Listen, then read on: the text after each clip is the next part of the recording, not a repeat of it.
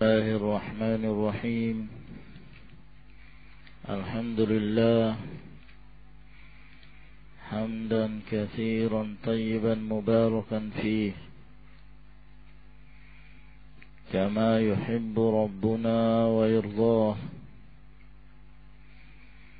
وأشهد أن لا إله إلا الله وحده لا شريك له، وأشهد أن محمدا عبده ورسوله صلى الله عليه وعلى آله وأصحابه وسلم تسليما كثيرا. أما بعد،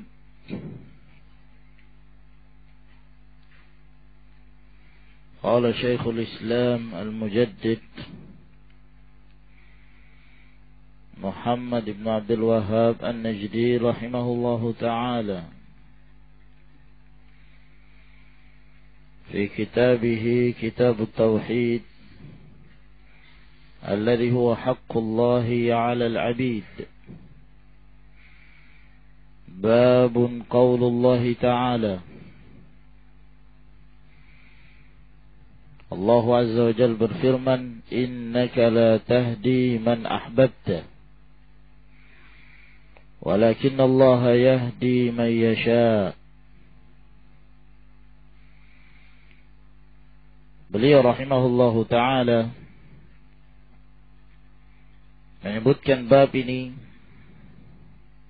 untuk menjelaskan kepada kita bahwa al-hidayah dan manfaat adalah dari Allah Subhanahu wa ta'ala. Adapun selain dari Allah, tanpa izin dari Allah Subhanahu wa ta'ala, mereka tidak akan mampu memberi manfaat sedikit pun. An-naf'u ad-dar min Allah. Adapun dari selainnya, maka dengan izin Allah Subhanahu wa ta'ala. Sampai dalam perkara hidayah, menghendaki kebaikan terhadap orang-orang yang kita kehendaki, yang paling dekat, yang paling kita cintai sekalipun, tidak akan mampu kita memberikan manfaat kepada mereka illa biiznillah, kecuali dengan izin Allah Subhanahu wa ta'ala. Berdasarkan firman Allah Subhanahu wa ta'ala ini, innaka la tahdi man ahbabta, engkau tidak akan mampu memberi hidayah kepada siapa yang engkau cintai sekalipun. Yang paling engkau cintai, yang paling engkau sayangi, dari anak kamu, ataukah orang tua kamu, ataukah paman kamu, dan siapa saja. Jika Allah Subhanahu wa ta'ala telah menetapkan pada mereka kekufuran, kufur. Jika Allah Azza wa Jalla telah menetapkan pada mereka keimanan, mukmin. Wa hakadha. Laisa 'alaika hudahum. Tidak ada atas kalian kewajiban untuk memberikan hidayah kepada mereka, dalam artian hidayah itu taufiq was sadad. Naam. Wa ba'aktsarun nasi walau harasta bimu'minin. Dan alangkah banyaknya dari kalangan manusia yang musyrik, yang kafir, walaupun engkau berusaha untuk menjadikan mereka beriman. Naam, li'anna al-qulub baina usbu'ain min asabi'ir rahman yuqallibuha kaifa yasha. Hati-hati manusia itu dalam kekuasaan Allah Subhanahu wa ta'ala, berada di antara dua jari dari jari jemari Allah Subhanahu wa ta'ala. Allah Azza wa Jalla membolak-balikkan hati manusia sekehendak Allah Subhanahu wa ta'ala. Man yahdillahu fahuwal muhtadi wa man yudlil falan tajida lahum awliya'a min duni wa nahsyuruhum yaumal qiyamati ala wujuhihim umya wa bukman wa summa. Dan Nabi sallallahu alaihi wasallam tatkala beliau senantiasa membuka khutbahnya dengan pernyataan ini, man yahdihillahu fala mudilla lahu wa may yudlil fala hadiya. Siapa yang telah diberikan hidayah oleh Allah Subhanahu wa taala, tidak seorang pun yang mampu menyesatkannya. Demikian pula sebaliknya, siapa yang telah disesatkan oleh Allah Azza wa Jalla, tidak seorang pun yang mampu memberikan kepada dia hidayah dengan sekuat apapun. Dan yang dimaksud dengan al-hidayah dan yang dinafikan dari Rasulullah sallallahu alaihi wasallam dan selainnya dari makhluk adalah hidayah at-taufiq wa hidayatus sadad. Karena perlu kita mengetahui ikhwan fillah azakumullah bahwa al-hidayatu hidayatan. Hidayah itu ada dua macam yang disebutkan oleh Allah Subhanahu wa taala dalam Al-Qur'anul Karim. Yang pertama, hidayatul irsyad wal bayan. Hidayah membimbing dan menjelaskan, mengarahkan, memberikan nasihat, memberikan bimbingan. Maka hidayah yang demikian ini sabit bagi Rasulullah sallallahu alaihi wasallam dan bagi siapa yang berdakwah ke jalan Allah Subhanahu wa taala dari kalangan para nabi dan rasul, dari kalangan para du'a ila Allah, dari kalangan para ulama. Mereka dikatakan al-hadi alladhi yahdi ila siratil mustaqim. Dalam artian yang memberikan hidayah, maksudnya membimbing, mengarahkan. Dan inilah yang Allah Subhanahu wa taala sebutkan pada Rasulnya sallallahu alaihi wasallam, wa innaka latahdi ila siratin mustaqim. Dan sesungguhnya benar-benar engkau memberikan hidayah, yaitu membimbing, mengarahkan manusia ini kepada jalan yang lurus, ya, pada jalan yang lurus. Nah, ini jenis yang pertama. Kalau yang demikian ini disifatkan padanya makhluk. Adapun jenis yang kedua yaitu hidayatut taufiq wassadad. Seorang mendapatkan hidayah menjadi seorang mukmin, maka tidak seorang pun yang memiliki hidayah tersebut, dan tidak ada satupun yang memiliki hidayah itu kecuali Allah Azza wa Jalla, alladzi biyadihi an-naf'u wad-darr. Adapun selain dari Allah, tidak ada hak bagi mereka dalam hal keimanannya seorang dan kufurnya seorang. Mereka hanya berhak untuk menyampaikan dan membimbing saja. Maka dari sini ikhwan fillah azakumullah, ya, menjelaskan kepada kita tidak adanya pertentangan di antara dalil-dalil yang terdapat dalam Al-Qur'anul Karim. Sebab mungkin di sana ada orang-orang yang bodoh yang tidak mengerti tentang al-alfadhul arabiyyah wan nusus min al-Qur'an wa sunan nabawiyah, yang mereka mencari-cari berbagai macam kesalahan yang terdapat dalam Al-Qur'anul Karim. Kata mereka, ini menunjukkan kontradiksi. Adanya pertentangan di dalam ayat-ayat Allah Subhanahu wa taala. Di ayat yang lain menyatakan, innaka la tahdi man ahbabta. Kamu tidak bisa memberi hidayah. Di ayat yang lain mengatakan, innaka la tahdi ila siratal mustaqim. Padahal kalau seorang memahami al-alfadhul arabiyyah, tidak akan membingungkan mereka adanya ayat-ayat yang Allah Subhanahu wa taala jelaskan, ya, di dalam Al-Qur'anul Karim. Walau kana min indi ghairillah lawajadu fihi ikhtilafan katsira.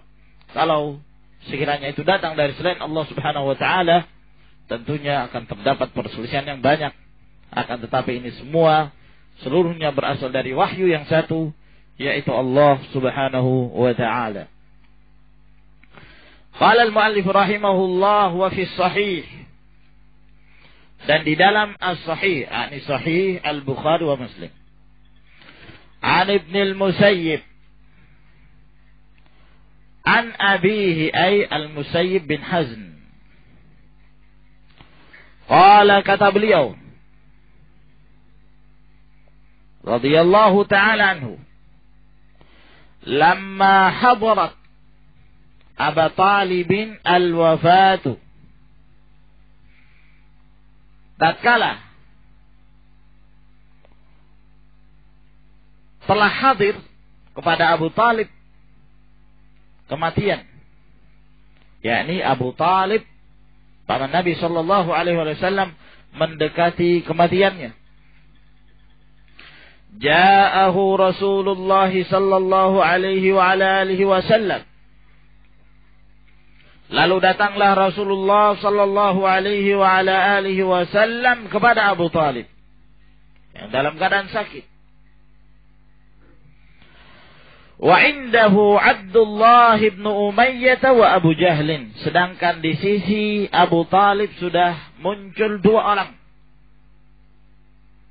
yang musyrik, yang kafir, ala millati Abdul Muttalib, yaitu Abdullah bin Umayyah dan Abu Jahal. Jadi dua orang ini telah mendahului Nabi sallallahu alaihi wasallam. Rasulullah begitu datang telah melihat kedua orang ini. Maka Rasulullah sallallahu alaihi wasallam pun tetap mendatangi Abu Talib. Ya. Faqala lahu. Lalu berkatalah Rasulullah sallallahu alaihi wasallam kepada pamannya itu, ya ammi qul la ilaha illallah. Wahai pamanku, ucapkanlah la ilaha illallah.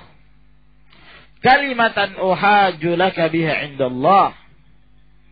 Kalimat ini aku berhujjah terhadapmu dengan menggunakan kalimat tersebut akan memberikan manfaat padamu di sisi Allah Subhanahu wa taala. Uhaju laka. Aku berhujjah untuk memberi manfaat padamu, bukan uhaju alaika. Bi uhaju laka. Kalimat ini, karena itu adalah kalimat syahadah, persaksian bahwa tidak ada sesembahan yang berhak disembah kecuali Allah Subhanahu wa taala. Ini diharapkan agar kemudian Nabi sallallahu alaihi wasallam berhasil mempengaruhi pamannya, karena dia sangat cinta kepada pamannya, disebabkan karena pertolongannya selama hidup dalam membela dakwah Nabi sallallahu alaihi wasallam. Karena perlu kita mengetahui ikhwani fiddin azakumullah, al-asabiyah, al-qabaliyah masih berlaku. Ta'assub terhadap kabilah, fanatik terhadap kabilah tanpa memandang agama apa dia, itu masih berlaku. Masih banyak yang demikian di kalangan Arab, bahkan sampai sekarang demikian pula masih berlaku.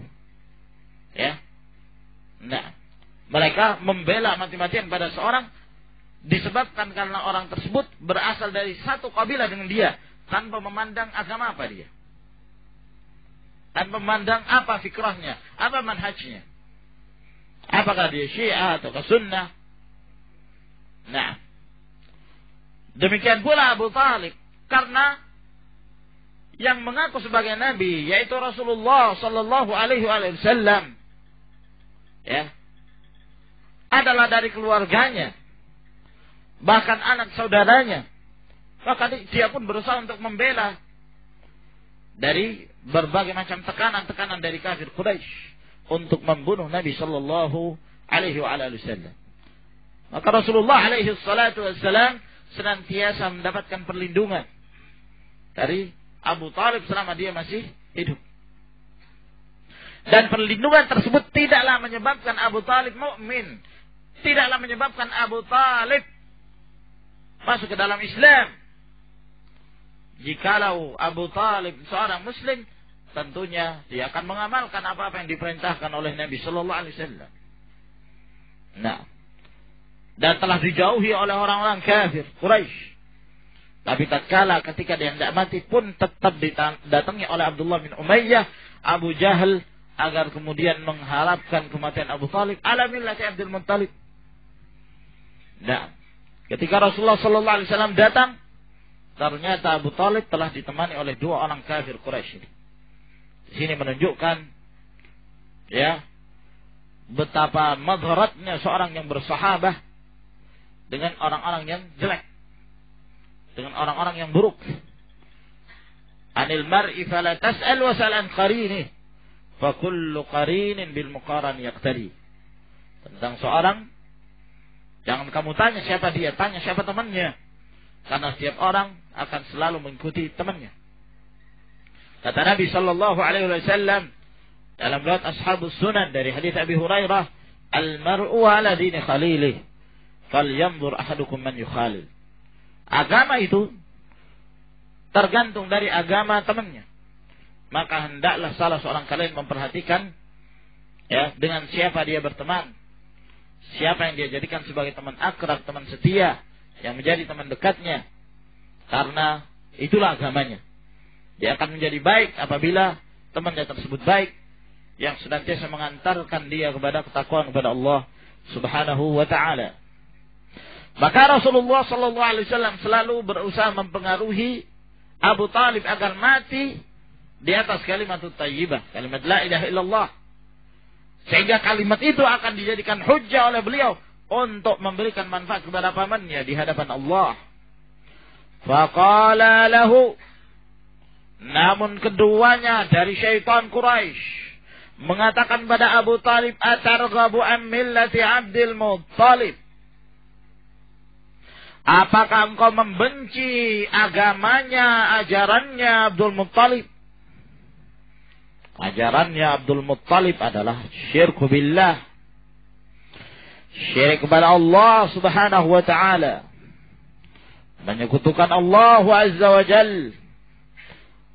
Innahum kanu idza qila lahum la ilaha illallah yastakbirun wa yaquluna inna la tariku alihatina li sya'irin majnun. Itu agama mereka. Mereka kalau diajak untuk mengucapkan kalimat la ilaha illallah, sombong mereka. Dan mereka mengatakan, apakah kami harus meninggalkan Tuhan-Tuhan kami disebabkan karena ahli syair yang gila ini. Nah, maka keduanya mempengaruhi pamannya. Fa'ada alaihi Nabi sallallahu alaihi wasallam fa'ada. Maka Nabi sallallahu alaihi wasallam mengulangi lagi, membujuk pamannya agar mati di atas kalimat la ilaha illallah. Dan keduanya tetap mengulangi juga pengaruhnya kepada pamannya tersebut. Fakana akhiru ma qal, dan ternyata akhir dari kehidupan Abu Talib, huwa ala millati Abdul Muttalib wa aba an yaqula la ilaha illallah. Dia berada di atas agamanya Abdul Muttalib dan enggan untuk mengatakan la ilaha illallah. Nah, maka riwayat ini membantah orang yang menyatakan bahwa Abu Talib mati di atas Islam, mati di atas millat Rasulullah sallallahu alaihi wasallam. Dari kalangan Syiah Rafidhah berusaha membela, ya, dan mendustakan riwayat yang diriwayatkan oleh Bukhari dan Muslim dengan alasan hadis yang meriwayatkan tentang kisah ini Abu Hurairah. Padahal demikian banyak hadis tentang kisah ini bukan dari Abu Hurairah saja. Ya, alasannya Abu Hurairah dari mana mengetahui kisah ini? Dia terlambat Islamnya. Sementara kematian Abu Talib terjadi sebelum hijrah.